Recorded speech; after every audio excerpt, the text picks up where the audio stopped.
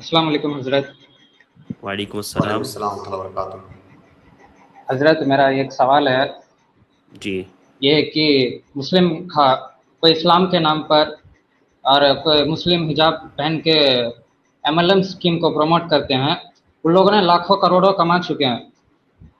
اب جی کما کے وہ لوگ حج عمرہ بھی کرتے ہیں۔ میرا اس میں سے دو سوال ہے۔ پہلا سوال یہ ہے جی کہ کیا ان کے حج عمرے قبول ہوتے ہیں، اور دوسرا یہ ہے کہ اگر حرام ہے تو ان کی دنیا میں اور آخرت بھی کیسے انجام ہوگا، یہ میں جاننا چاہتا ہوں۔ جیسا کہ اللہ خیر۔ جی شیخ۔ بسم اللہ والحمدللہ والصلاۃ والسلام علی رسول اللہ۔ بھائی کا سوال کا خلاصہ یہ ہے کہ اگر کوئی آدمی حرام مال کماتا ہے اور اس سے وہ حج و عمرہ کرتا ہے تو کیا اس کا حج اور عمرہ قبول ہوگا؟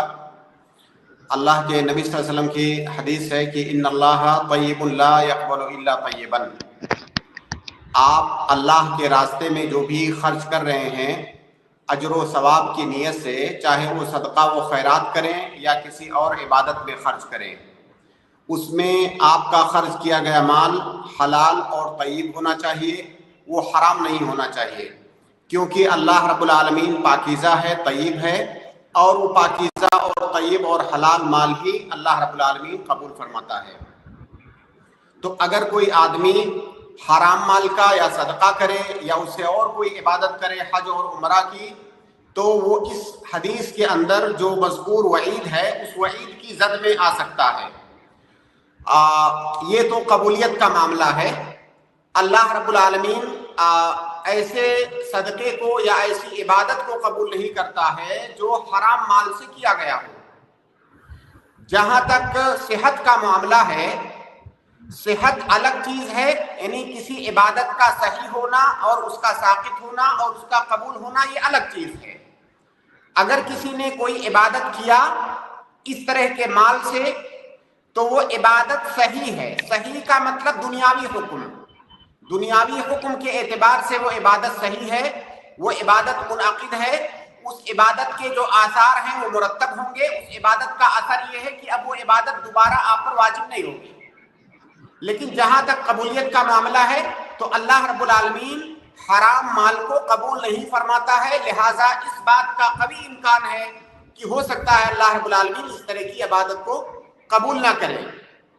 وَلَا تَيَمُّمُوا الْخَبِيثَ مِنْهُ تُنْفِقُونَ وَلَسْتُمْ بِآخِذِيهِ۔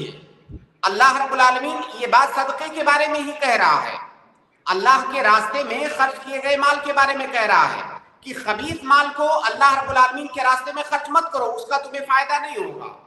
تو بہرحال جب ہم حج عمرہ کریں یا کہیں پر بھی اللہ کے راستے میں کوئی مال خرچ کریں تو اس بات کا خیال رہنا چاہیے کہ وہ مال حلال اور طیب ہونا چاہیے تاکہ وہ اللہ تعالیٰ کے ہاں مقبول ہو۔ باقی یہ ہمارا کام نہیں ہے کہ ہم کسی آدمی نے اگر حج عمرہ کر لیا ہے تو ہم اس پر حکم لگاتے پھریں کہ بھائی تمہارا حج نہیں قبول ہوا، تمہارا عمرہ قبول نہیں ہوا۔ قبولیت کا معاملہ اللہ تعالیٰ کے یہاں ہے۔ ہاں ہمیں تو ہمارے دین نے بتایا ہے، جو نبی نے بتایا ہے کہ اس طرح کے مال سے کی گئی عبادت اللہ کے یہاں قبول نہیں ہوتی ہے، ہم یہ چیز بتا دیں گے، لیکن ہم کسی خاص شخص پر یہ حکم نہ لگائیں کہ تمہاری عبادت غیر مقبول ہے۔ اس کا معاملہ اللہ تعالیٰ کے حوالے ہے۔ ان کی دنیاوی انجام، دنیاوی انجام، اخروی انجام دونوں اللہ تعالیٰ کے اختیار میں ہے۔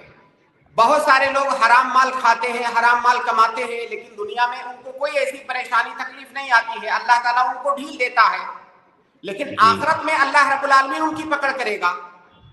تو دنیا میں تو ضروری نہیں ہے کہ کوئی آدمی حرام کام کر رہا ہے تو اس کا مواخذہ اللہ دنیا میں ہی کر لے۔